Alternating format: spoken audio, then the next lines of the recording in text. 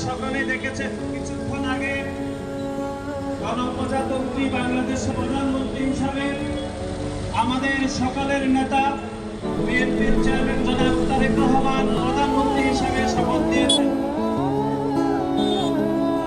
আজকে সবার আগে বাংলাদেশ, আমাদের যে সবার আগে বাংলাদেশ আজকে এখানে সাংস্কৃতিক সন্ধ্যা অনুষ্ঠিত হবে।